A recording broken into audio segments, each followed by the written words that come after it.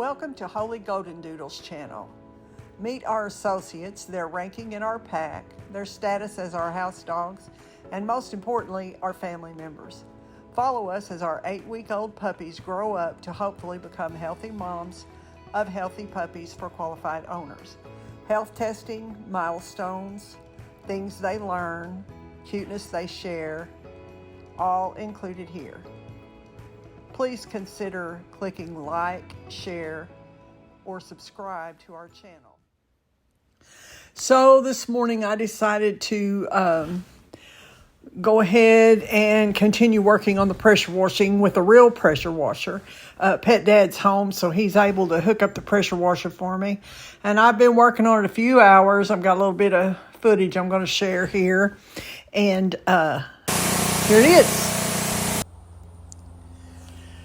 I thought I'd address a little bit of information that I know right off the top of my head that might be helpful to some of you while I'm finishing up pressure washing the puppy's deck, their favorite one, the biggest one, the place where we sit with them the most when weather permits. And some of this is going to address puppy applications. Why breeders do puppy applications on their websites. My website's not done yet, but when it is, there'll be, there'll be questions on there for people to qualify for a puppy or be a good fit.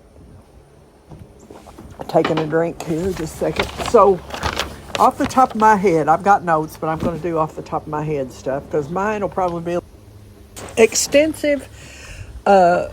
So what these applications are for is puppies. You can tell somewhat what kind of temperament they're going to have when they start growing up. From when they're born, they start being a little more barky or a little more active than others. Some are more clingy than others, and people will ask questions. Breeders will ask questions of you like, what kind of dogs have you owned in the past, if any, what your experiences were, if any. They might ask you where you live, in an apartment, in a house. Do you have a fenced-in yard? Do you have a lot of people living in your house?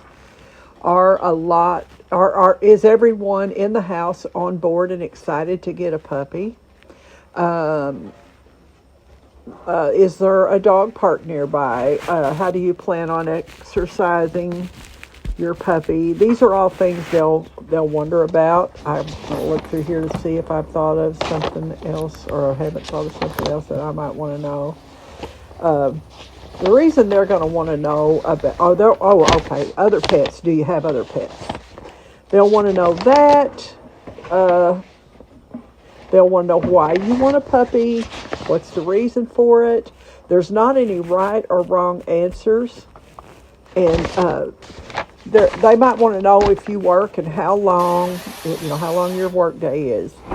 So I'll try to remember all those and try to not get too scattered with this. But they'll want to know, if they want to know about you working, it's going to be to see how this is going to work out for the puppy going potty. If nobody's going to be home with it, or will someone be home with it?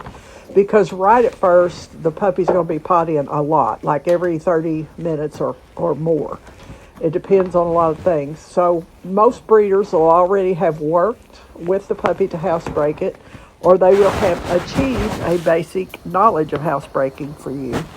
And you don't want to lose all that knowledge by putting the puppy in a fence and in your house with a bunch of pee pads, because it's going to quickly forget what it's doing. But your breeder can probably tell you what they've been doing if they've used pee pads. I used grass patches for my puppies when I worked, and then I broke them from the grass patch eventually. But I'm going to work with my puppies and try to housebreak them before they go home, probably to pads. But anyway, they'll want to know if everyone in the house is on board with having a puppy, because it's going to be a group effort. It's going to take a group effort for a success. They're going to want to know if you have a fenced-in yard, because that makes it so much easier to exercise and potty your puppy. It's a lot safer. But it's not a deal breaker if you don't have a fence. It's just going to mean you're going to have to probably take them out on a leash. And if they're not leash taught, that is going to be harder for you. But then the breeder, if the breeder knows that you're going to have to leash potty your puppy, they can kind of work with that puppy in that way and get it trained to drag a leash around and, trained to potty. Maybe some of them will be able to do that. I would definitely be on board to do that, to help the new family with that, because it makes a better fit all the way around for the dog and the dog's family, the puppy's family. If you can't do the fenced-in yard, or nobody's going to be home with the puppy, there's all kinds of daycares that are popping up now, or you can get people to come to your house. There's places that you can look online that can suggest reputable, certified dog walkers. There's some in your area, just about everywhere you live. And so, these are the reasons why they ask all these questions. And they want to know, like, if you've had another dog before, why you don't have it now, was it not a good fit, where, did you rehome the dog, and how did you rehome the dog? Because, like, most dog breeders will if they're reputable, they'll take back the dog if it just does not work out. And so instead of dropping it off at a shelter, you drop it off back with the breeder and let the breeder find it a suitable home. And so these are the reasons. It's not that they want to say that you're just, you can't have a dog. Or they'll want to know if you've got other pets in the house, like, if they are okay with having another pet, or if they've got aggression toward another dog. You wouldn't want to have a dog around that, a puppy especially. It could turn into a tragedy. There's several different kinds of questions they might ask, but those are just some of them that are on my short list. There's some of them I'm going to ask. And then there might be hard questions, like, have you ever been convicted of cruelty to a pet? Hi, Boo. Because that would make it a deal breaker. But they may ask you that. But they mostly will want to know, I had one lady contact me about getting one to use to run with her. She runs and jogs, and she wanted a companion doodle to run with her. That would be a situation where you could kind of watch and see which one of the dogs is high energy. And to me, that would be just ideal if someone liked to do that and had a dog that they treated that well. That's a home run for me as a breeder, to know that someone's spending that kind of time, because you just want a dog to be a part of the family. If you're going to create this puppy and put all this time into it, you want it to have an awesome home when it leaves. So reputable dog breeders will screen for the puppies, and they'll try to make a good fit with each puppy and the kind of energy puppy you want. They'll have you come and look to see which puppy looks like it fits with you. But that's down the road if you get qualified. But that's what the qualification process is for. And also, I've kind of just roughly touched on that, but also I wanted to mention something that I discovered lately. And they're actually pedicure people opening up mobile pedicure places that will come to your house, or you go to them, and they'll do pedicures on your dogs. So there's a lot of people that have problems keeping their dog's toenails as short as they can get them and as manicured as they can get them. And you can Google that, and you can put in your area, and they'll actually come to you, or you can make an appointment to go to them. And it's like $15 to $20 to have the dog's nails done well.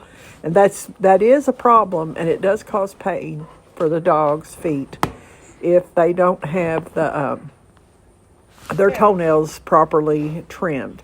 And I realize that's a problem, and some people just don't have time or the skill to do that on their own. So I thought I'd throw that in there on this video. That's just some extra information for those of you who might not have known there are pedicure toenail people available out there just for you and your dog. But if you want to know more about what questions a breeder may ask you on their website to qualify for you for a puppy, there are all kinds of breeders online with golden doodle questionnaires, golden doodle websites where people pre-qualify for a puppy, one of their puppies.